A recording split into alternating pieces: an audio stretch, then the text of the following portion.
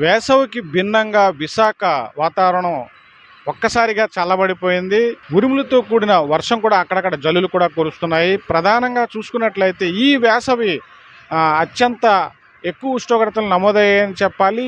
ఇంట్లో ఉండలేని పరిస్థితి, బయటకు వచ్చి నిల్చోలేని పరిస్థితి కూడా ఉన్నది. అయితే విశాఖ వాతావరణం ఎప్పటికప్పుడు కాస్త చల్లగా ఉంటుందని చెప్పాలి. ఒక పక్క వేసవి ఉష్ణోగ్రతలు పెరుగుతున్నప్పటికి కూడా ఇక్కడ ఉన్నటువంటి సముద్ర తీర ప్రాంతం చెరువులో ఉండడం వల్ల ఏంటంటే కాస్త చల్లదనంగానే ఉంటుంది మిగతా ప్రాంతాలతో పోల్చుకున్నట్లయితే.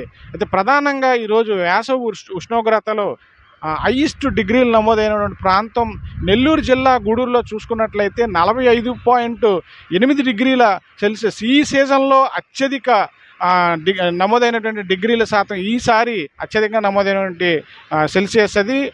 ఏదైతే ఉష్ణోగ్రతలు నెల్లూరు జిల్లా గూడూరులో నమోదయ్యాయో ఈసారి ఈ సీజన్లో అదే అత్యధికం.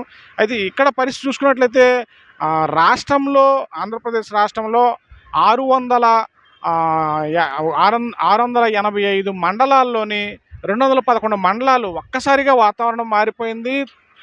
రాయలసీమ ఇటు ఉత్తరాంధ్ర ప్రాంతం చూసుకున్నట్లయితే ఒక్కసారిగా ఉరుములతో కూడిన మెరుపులు, ఒక్కసారిగా అక్కడక్కడ జల్లులు పడే అవకాశం కూడా ఎక్కువగా ఈరోజు వాతావరణం అయితే భిన్నంగా మారిపోయింది.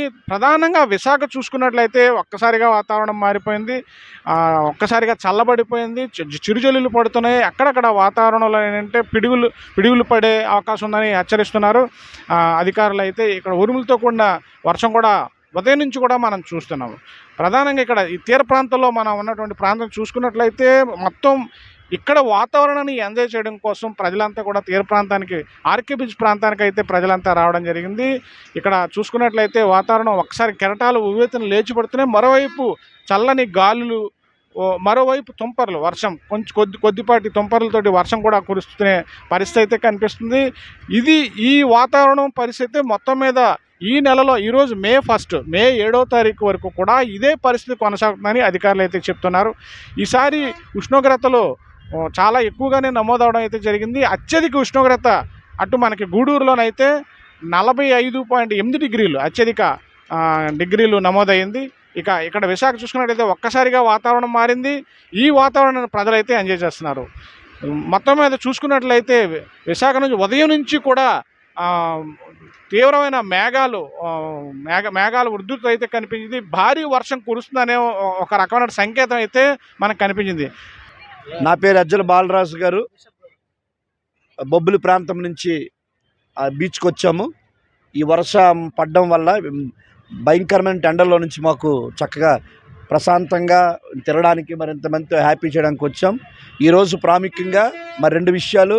తిరగడానికి వచ్చాము ఈ చల్లని కాలంలో. ఈరోజు నా అల్లులు బర్త్డే, నా 3 అల్లుడు బర్త్డే. ఇక్కడ గణ నా చిన్నల్లుడు ఊర్లో ఉన్నవారు బర్త్డే. ఆ సందర్భంగా మేము నా 3 చింతాడ శంకర్రావు, చింతాడ వాసు, విశాఖలో ఎంజాయ్ చేస్తున్నాం. ఇట్లా మనోజ్, నా కొడుకు మనోజు, శివ, వీళ్ళు ఒకసారి. ఆర్కే బీచ్ సుమారు 20 సంవత్సరాల నుంచి వస్తున్నాము. ఈరోజు చల్లదనం ఇచ్చింది. ఈరోజు ఇంతకుముందు వేడి ఇచ్చింది. ఇప్పుడు వాతావరణం మారడం వల్ల ప్రశాంతంగా ఉంది. ప్రజలు కూడా ఉల్లాసంగా మొక్కలో కనబడుతుంది. ఎండ కనబడదు, చెమట కనబడేది. అది తేడా. ఫుల్ ఎంజాయ్ అండి. యాక్చువల్లీ ఎండలు చాలా హెవీ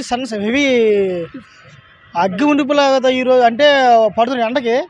ఈరోజు చాలా క్లైమేట్ చాలా అందంగా, చాలా బాగుంది, చల్లగా ఉంది. ఫ్రెండ్స్ ఎంజాయ్ చేయడానికి అలా వచ్చాం. క్లైమేట్ కూడా మాకు సహకరించింది. Thank you so much beach climate. Nature Vizag ఇచ్చిన అద్భుతం ఏంటంటే విశాఖ బీచ్. ఇది ప్రపంచంలోనే మన విశాఖ అనేది టాప్ 100లో ఒక ఇది. అలాంటిది నేచరు భగవంతుడు అనుగ్రహించాడు. ఈ బీచ్ ఇంకా డెవలప్ చేయాలి, టూరిస్టులు ఇంకా ఆకర్షించాలి. ఇది ఇంటర్నేషనల్ లెవెల్లో ఇంకా ఎదగాలని మేము కోరుకుంటున్నాం. ఇప్పుడు ఈ క్లైమేట్కి అయితే మేము చాలా ఆనందపడ్డాం. Thank you sir. ఈ వాతావరణం మేమైతే వేడిగా ఉంటుంది అనుకున్నాం, వచ్చేసరికి చల్లగా ఉన్నది. చాలా అద్భుతంగా ఫీల్ అయ్యాం.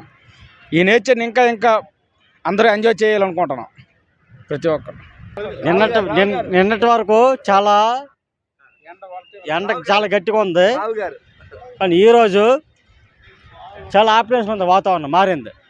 తుఫాన్ అని చెప్పారు 2 days, కానీ ఈరోజు వాతావరణం మారింది. చాలా అద్భుతంగా ఉంది వైజాగ్ బీచ్. అందరూ ఎంజాయ్ చేస్తున్నాం. బర్త్డే ఉంది మా కుర్రాళ్ళందరూ. హ్యాపీగా కేక్ కట్ చేసి వెళ్ళిపోతాం. Okay, thanks. గైస్, మేము ఇప్పుడు విజయనగరం నుంచి వచ్చాము. అనుకోకుండా ఇలా వచ్చేటప్పటికి ఎంజాయ్ చేద్దాం అనుకునేటప్పటికి ఇలా వాతావరణం సడన్గా మారిపోయింది. ఈ వాతావరణం మే 7 వరకు ఉంటుంది. అందరూ వచ్చిన వాళ్ళందరూ జాగ్రత్తగా ఉండాలనుకుంటున్నాం.